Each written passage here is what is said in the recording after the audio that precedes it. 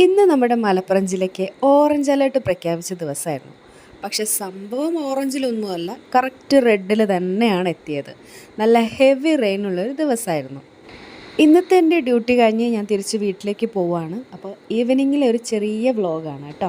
നല്ല മഴ എന്ന് വെച്ചാൽ ഇന്നത്തെ ഈ ഒരു ദിവസം ഫുള്ള് മഴയായിരുന്നു. ഒരു ഗ്യാപ്പ് പോലും തരാത്ത മഴയായിരുന്നു കേട്ടോ. അപ്പോൾ ഞാൻ ഇറങ്ങുന്ന സ്റ്റോപ്പിൽ എൻ്റെ അനിയത്തി എന്നെ വെയിറ്റ് ചെയ്ത് നിൽക്കുന്നുണ്ട്. ഞങ്ങൾ ഒരുമിച്ച് വീട്ടിലേക്ക് പോകാമെന്ന് പറഞ്ഞു. ഞാൻ അവളുടെ അടുത്ത് തന്നെ വെയിറ്റ് ചെയ്ത് നിൽക്കുന്നത് പറഞ്ഞതാണ്. ആ വരുന്ന പുള്ളിക്കാരിയാണ് എൻ്റെ അനിയത്തി. ഇയാൾ. അവൾ അക്കൗണ്ടൻ്റ് ആയിട്ടാണ് വർക്ക് ചെയ്യുന്നത്.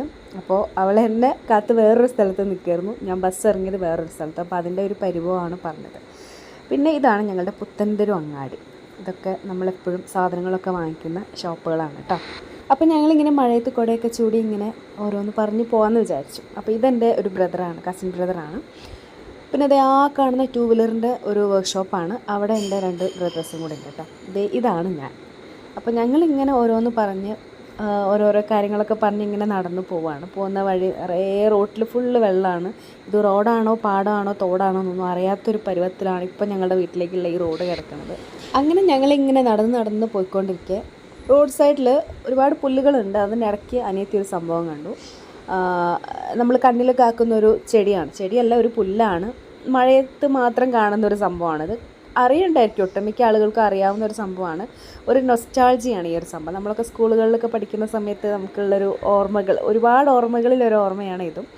അങ്ങനെ റോട്ടിൽ കാണുന്ന വെള്ളത്തിലും ഇതിലൊക്കെ ചാടി മറിഞ്ഞ് അങ്ങനെ ഞങ്ങൾ നല്ല എൻജോയ് ചെയ്തിട്ട് വരികയാണ്. പിന്നെ ഇന്നത്തെ ഈ ഒരു ദിവസത്തിനൊരു പ്രത്യേകതയും കൂടെ ഉണ്ട്.